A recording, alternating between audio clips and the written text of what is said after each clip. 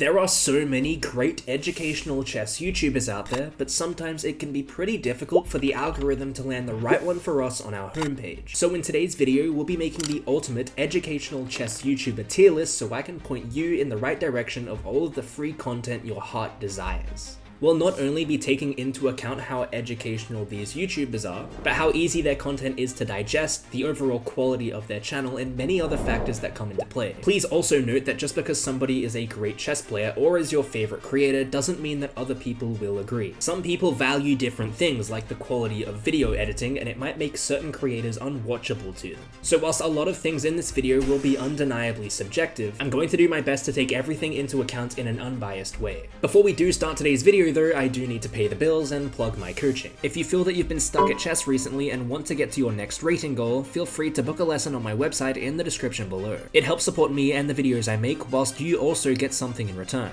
New students can also get 25% off their first lesson by using code FIRST at checkout. With all that being said, let's get stuck into the tier list. Alessia Santeramo. Alessia is honestly one of my favorite content creators at the moment. If you've been watching my videos for any amount of time, you'll know how many thumbnails I have stolen from her, so shout out to whoever makes her thumbnails, and I hope you don't mind me taking inspiration. Alessia keeps a great balance between staying lighthearted in her videos whilst also taking the educational angle on things. One criticism of Alessia is that because of the format of her content, which is generally her playing games and the viewer watching and learning, it isn't the most digestible content if you don't have much time in your day. If you don't watch the full video, you might miss out on important concepts and ideas that aren't labeled as chapters. However, this goes both ways, as very clearly by the size of her channel, a lot of people would prefer this casual method of teaching as opposed to being force-fed information. The thumbnails are great, the video editing is fantastic too, and generally the topics of her videos are all super engaging too. Alessia also has some more entertainment-based content on her channel in the form of over-the-board games, which also might pique your interest.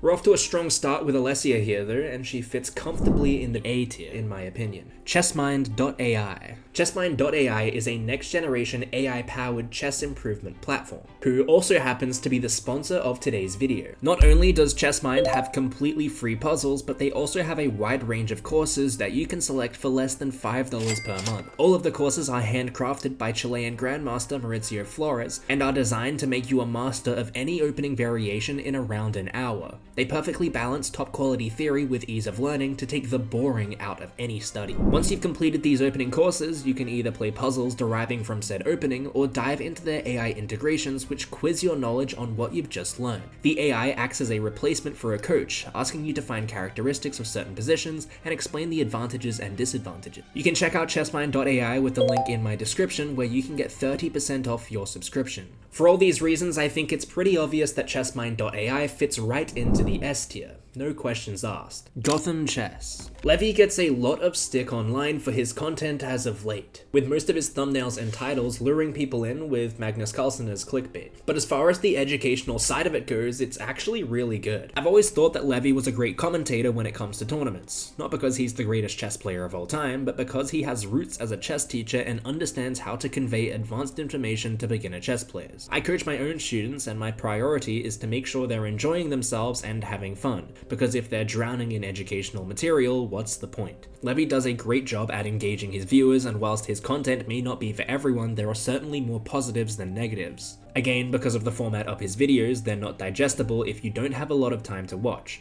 but if you do have the time, his explanation of top-level gameplay is absolutely invaluable. With all this being said, the GothamChess channel does sway more in the direction of entertainment than educational, but I'll still put Levy in the A tier because he's been such a mainstay in the creation space over the last couple of years. Banzea. Alex Banzea was one of the first chess creators that I ever watched, and he's actually the reason that I play chess. His catalog of videos on the Caro-Kann is absolutely untouchable, and he covers literally every corner of the opening in expert detail. One downside of Alex's channel is that it heavily revolves around opening theory and middle game planning, so if you don't want to play the openings within his repertoire, he might not be the right channel for you. I actually respect this quite a lot though. I really dislike when YouTubers claim to be experts in opening they're not completely proficient in, and Alex only preaches opening things he is 100% sure he knows best on. Again, as we mentioned about other channels, his content is far from easily digestible, as his videos are usually around an hour long. There are basically no exceptions to this, and it's just kind of the format of his entire channel. Alex is extremely informative though, and explains his thought process in a way that makes it super easy to understand. The thumbnails on his channel are great, the video topics are consistent, and if you play the Hikaru Khan, King's Indian, or Joe Bava London, I highly recommend checking out his channel. Simply because of the length of his videos and the lack of diversity, we're going to put Alex in the B tier. This basically means he's much better than your average YouTuber. Agadmator. Agadmator is obviously a fan favorite in the creation space. And for good reason too. He almost exclusively covers Grandmaster games on his channel, analyzing the games in full and breaking down why the top players play certain moves. I'm sure a lot of people will disagree with me, but I do feel like to a pretty large extent he seems to have lost his spark for creating content on YouTube, and that the quality of his analyses has dropped off significantly. In recent videos, it does feel like he's just reading off the notations and looking at the engine to assist his analysis. Paired with this, he often fails to explain crucial reasoning for certain moves and skips over important lines almost all the time. All of his videos are made in one take, so if he words things poorly, he kind of just tries to justify it quickly and move on. For example, in this video on a game from the Sinkfield Cup, he claimed Rook G1 was a tricky move to find for white, when I think it's probably the candidate move for anyone watching the video. He followed up by suggesting black might want to play Queen H6, before realizing it blunders the queen and correcting himself. This doesn't take away a huge amount from his channel, no one's perfect and everyone makes mistakes, but it does seem like there is a slight lack of pride in his videos as of late, and that he hasn't fully researched the games he's presenting before he hits record. Also, if you make a mistake in your analysis, it's very easy to just cut it out and redo it, which seems to happen rarely. In comparison to someone who makes similar videos, GothamChess often provides historical facts and similarities between the game he's analyzing and games played in the past, which offer insights to how the rest of the game might play out. It just seems to me that Agadmator's videos lack the extra mile that I see so many other YouTubers go nowadays. Other than that, his videos are very digestible for anyone of any rating. He's well spoken and explains the main components of the game accurately. What's also great about Agadmator is that he analyzes games that most of the other channels don't, so if there was a more niche game that was played, you can always find his analysis. Overall, Agadmator is obviously a very good YouTuber, and I feel his strength lies in the fact that he covers very topical games. People want to be updating with how the top players are playing and the results they're getting, but I do feel like his channel is a little bit less educational and more topical. For that reason, we're going to put Agadmator in the C tier. Hikaru Nakamura. Whilst a lot of Hikaru's YouTube channel is for entertainment purposes, there is also a lot of educational content.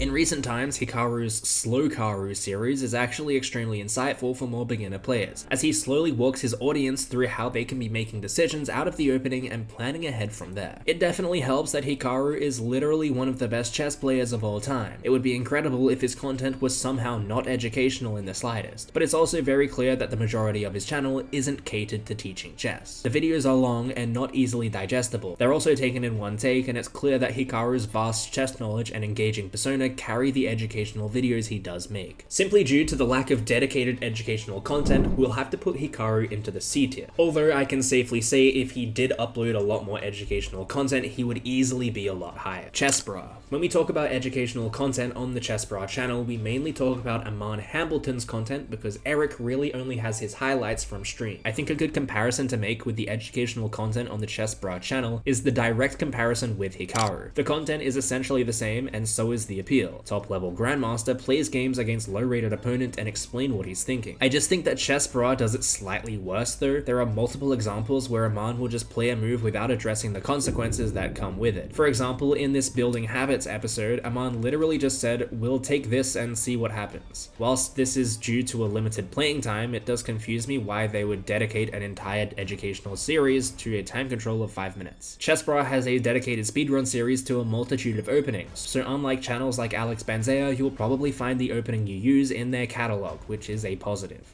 Additionally, a lot of their videos are actually edited, so unlike some channels, you're not sitting there for 30 seconds with little to no commentary whilst they wait for their opponent to make a move. I think there is some great educational value on the Chessbrah channel, but I also feel that they've kind of lost their spark for leveling things up. Paired with the fact that over half of their content isn't educational whatsoever, I think they belong in the C tier with Hikaru. Hanging Pawns. Hanging Pawns was a very popular suggestion when I asked my YouTube community tab who their favorite chess YouTuber was. And for good reason too. The channel mainly revolves around opening theory, including literal entire repertoires explained in hour-long YouTube videos paired with extensive explanations for why the lines are played. Hanging Pawns literally has every opening you could ever want on their channel. They upload quite frequently, and basically it doesn't matter which opening you play, there will be a video for you there. However, this also means that once you've watched the video on your opening, there isn't much content for you to digest unless you do some digging through the 7 years of old content. Educational content regarding more principled ideas and concepts are few and far between on this channel. However, I suppose that's kind of the point when we're talking about a channel that specializes in opening theory. Because of how incredibly extensive these videos are, and trust me, you have to see for yourself, I'm going to put Hanging Pawns in the A tier. It's not a channel that you'll be finding yourself watching weekly, but I guarantee there is one video on the Hanging Pawns channel that you wish you would have paid for. Daniel Naroditsky. Danya obviously fits into the S tier. Let's not pretend that he doesn't. Danya quite easily has the best speedrun series on all of YouTube. The absolute perfection of his explanations for the moves he's playing is like no other I've seen on YouTube. Whilst his videos are quite long, he doesn't upload all too often, so sitting down to watch one of his videos becomes a lot more realistic when the quality matches the quantity. We've spoken about other creators skipping over important lines that should be analyzed, which absolutely never happens with Danya. Usually the actual gameplay only takes up about 25% of the video, with the game analysis making up the rest, where Naroditsky will go through everything that was either missed by his opponent or could have been played instead. He'll go back and explain in the same detail how these positions could have been played out, and what he would have done if they did. He's also extremely well versed in his historical chess games too, referencing chess games played by masters anywhere between 1950 to the current date, that had similar patterns or structures to the game played in the video.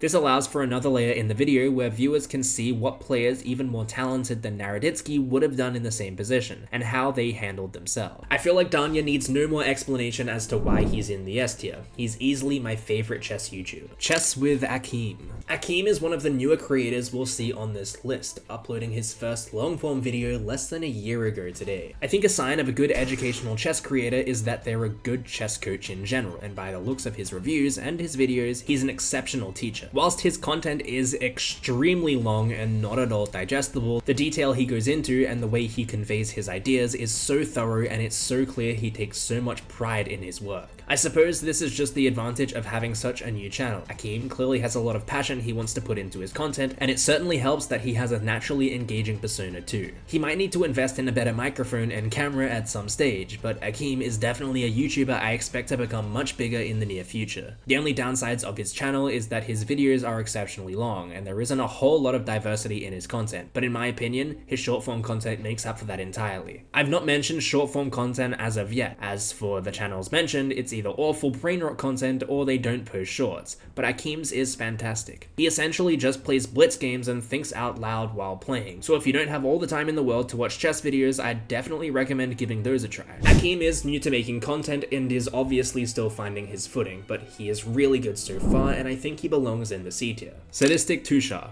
Tushar is another YouTuber that's burst onto the scene quite recently, and although he's been making content for over 4 years, the format that he's doing right now is fairly new. Despite his FIDE rating of only 1,995, he's incredibly thorough with his explanations in his speedrun series for his rating, and does it in a unique and engaging way that I've not really seen before. One downside is that in some of his content where he tests out openings, he admits to having no idea what the correct theory is. However, this honestly could also be instructive, as you're allowed to see the thought process of somebody who needs to problem solve the opening as opposed to having it memorized. Like Akeem, his content lacks a bit of diversity. It's essentially all him playing games in the pool on either his main account or speedrun account and explaining his moves. The videos are quite long as well, which makes it much harder to digest. Overall though, I think that Tushar belongs in the C tier, just a great creator overall with a lot of potential. ChessVibes. ChessVibes is one of the channels that I would recommend to absolutely anyone who's just getting started with playing chess. While they do have plenty of speedrun series, we'll quickly skip over them, as although ChessVibes is extremely instructive, he has so much more valuable content in my eyes. What really separates a good educator to a great one on YouTube is when they make videos that aren't just them playing games. I tend to think playing games and explaining your moves is lazy content, and you should definitely have other ongoing series. There are so many videos on the ChessVibes channel dedicated to into things like endgame studies, positional chess tips, and more specific concepts so you can digest one thing at a time rather than sitting and watch someone else's gameplay. ChessVibes gets an A+